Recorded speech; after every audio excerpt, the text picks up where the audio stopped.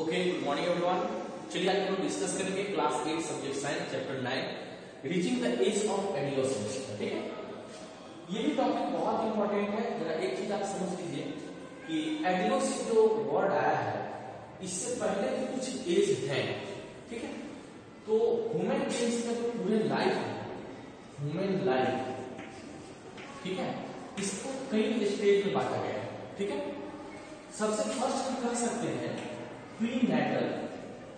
Okay, प्रीनैटल stage, ठीक है, और प्रीनैटल पीरियड।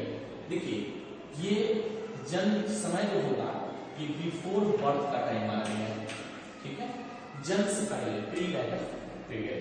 ठीक है, दूसरा जो होगा वो हमारा होगा सेंसरी मोटर स्टेज। ठीक है, स्टेज ये 0 से 2 ईयर, ठीक है, 0 से 2 साल के बच्चों को हम सेंसरी मोटर स्टेज कर सकते हैं। तीसरा जो होगा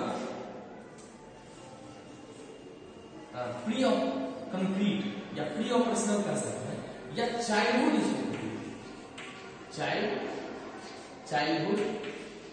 स्टेज। ठीक है, इसको हम 4 से 6 मान सकते हैं, या प्री चाइल्डहुड कर सकते हैं, इसको स्कूल एज भी कर सकते हैं। उसके बाद होता है चाइल्डहुड के बाद ये,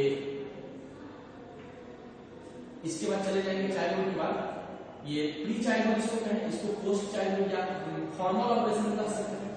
ठीक है, फॉर्मल ऑपरेशनल, ठीक है, फॉर्मल स्टेज 7 से 11। हालांकि इसको शॉर्ट 7 से 11। ठीक है, ये अब इसके बाद 11 के बाद यहां पे एक जो वर्ड आता है वही एज, उसको हम कहते हैं एडोलेसेंस। ठीक है, adolescence.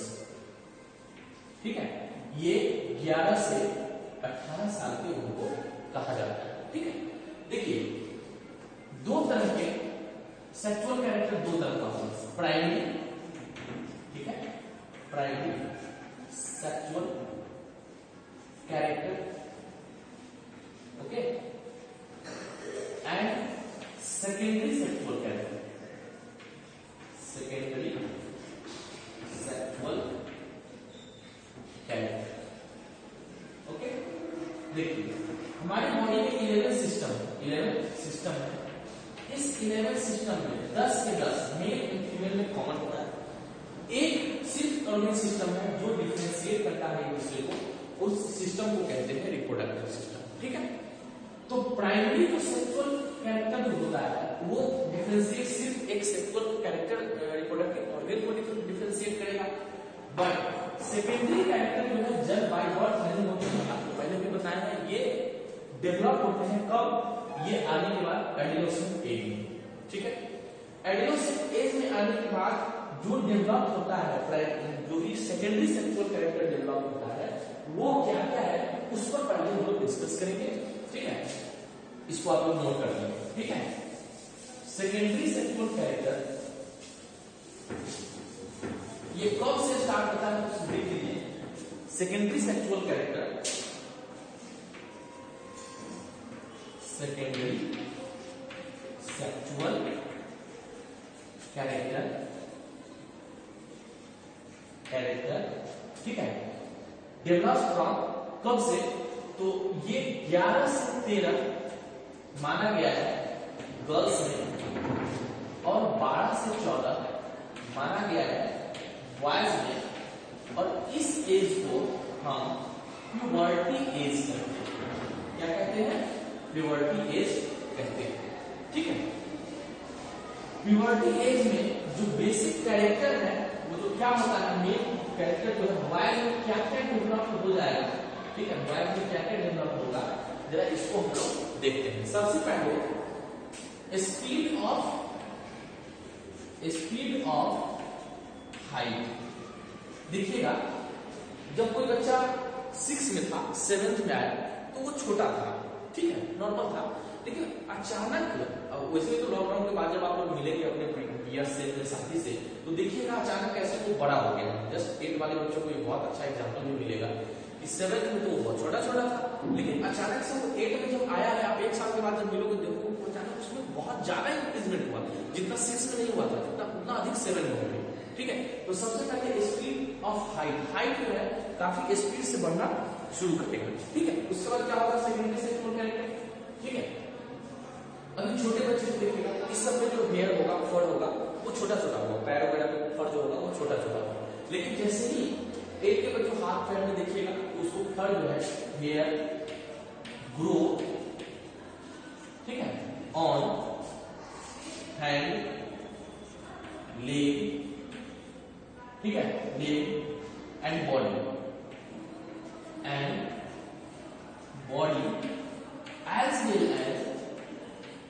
as well as pubic region। Okay, इन सब रीजन में हेयर ग्रोथ करेगा। उसके बाद डीपनिंग ऑफ वॉइस, ठीक है, आवाज भारी हो जाएगा। पहले ये सबसे बड़ा एग्जांपल एक बार आपको मिलेगा, जब 6 से आप 7th में थे तो जिस तरह का वॉइस था, आप जब आप आइएगा, ठीक है, तो देखिएगा कि उनको वॉइस कैसे बदल गया है। ठीक है, उसके बाद क्या होगा, डेवलपमेंट ऑफ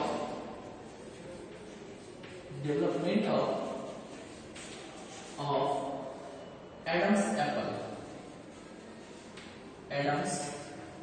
एप्पल। ठीक है, ये गले का ये जो होता है, ये डेवलप वॉइस जो है डीप हो जाएगा। इसके बाद begin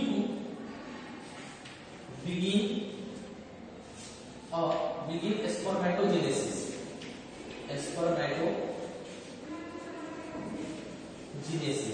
यहाँ पे स्पर्मेटोजेनेसिस होना स्टार्ट हो जाएगा। मतलब ये क्या होता है, पिछले चैप्टर में पढ़े थे। ठीक है, उसके बाद थोड़ा सा एग्रेसिव स्वभाव का हो जाएगा, एग्रेसिव, ठीक है, एग्रेसिव नेचर का हो जाएगा। इसमें ये डेवलपमेंट देखने को मिलेगा। ठीक है, एग्रेसिव नेचर का हो जाएगा, पार्टनर को गुस्सा करेगा, इसको ट्रबलसम एंड कोडल्सन एज भी कहते हैं। ठीक है, उसके बाद शोल्डर जो है ये ब्रॉड हो जाएगा, ब्रॉडनिंग, ये शोल्डर जो है इससे चौड़ा हो जाएगा। तो ये उसके बाद पिंपल्स निकलेंगे, पिंपल्स, ठीक है, पिंपल्स एपियर, पिंपल्स, ठीक है, माउथ पर, जिसको भाषा बोलते हैं, भाषा बोलते हैं, ये सब एपियर हो जाएगा। तो ये गर्ल्स बॉयज का प्रॉपर सेकेंडरी सेक्सुअल कैरेक्टर हुआ। ठीक है, अब हम लोग इसको नोट करेंगे। आप लोग इसके बाद हम लोग गर्ल्स का सेकेंडरी सेक्सुअल कैरेक्टर देखते हैं। ठीक है, क्या होगा,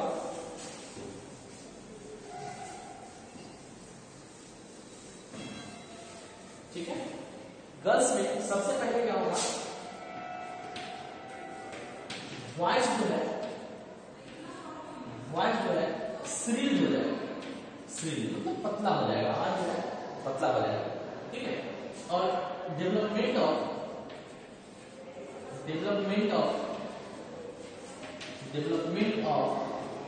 ब्रेस्ट।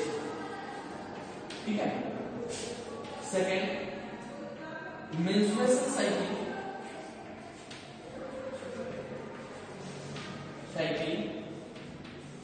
स्टार्ट। ठीक है, ब्रॉडनिंग ऑफ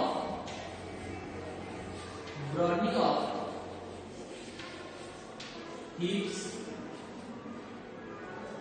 पिंपल्स एपियर, ये इमेज होगा। ठीक है, तो ये सब पॉइंट जो है फिजिकली डेवलपमेंट, फिजिकल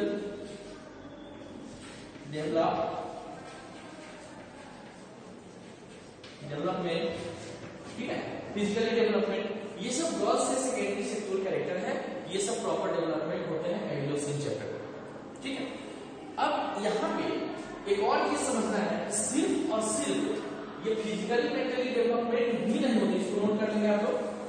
इसके अलावा, ये फिजिकली डेवलपमेंट के अलावा कुछ केमिकल डेवलपमेंट हमारे बॉडी में जो है, स्पेशल केमिकल्स जो जिसको हम लोग हार्मोन्स कहते हैं, वो हार्मोन्स निकलने के कारण, हार्मोन्स रिलीज होने के कारण बॉडी में डिफरेंट चेंज देखने को मिलता है। ठीक है, तो जैसे हम कुछ हार्मोन्स को, उस नाम को आपको याद रखना है। सबसे पहला जो होगा ये होगा पिट्यूटरी ग्लैंड का नाम आपको सुनेंगे। ठीक है, पिट्यूटरी ग्लैंड, ठीक है। इससे हार्मोन्स निकलेंगे मेल के लिए, ठीक है। टेस्टोस्टेरोन, टेस्टोस्टेरोन, ठीक है। आपको पहले भी हम लोगों ने डिस्कस किया था कि स्पर्मेटोजेनेसिस के लिए जो हार्मोन्स है वो क्या है, टेस्टोस्टेरोन। इसका टारगेट साइट क्या होगा, टारगेट साइट होगा टेस्टिस, ठीक है, टेस्टिस। और ये किस चीज में हेल्प करेगा, तो spermatogenesis, helps in spermatogenesis, okay. तो ये हार्मोन्स का नाम आप याद रखेंगे, ठीक है। कहां से निकलेगा, ये पिट्यूटरी ग्लैंड से, टारगेट साइट क्या होगा, टेस्टिस होगा, और वर्क क्या करेगा, स्पर्मेटोजेनेसिस परफॉर्म करेगा, ठीक है। इसके बाद आ जाइए फीमेल, ठीक है।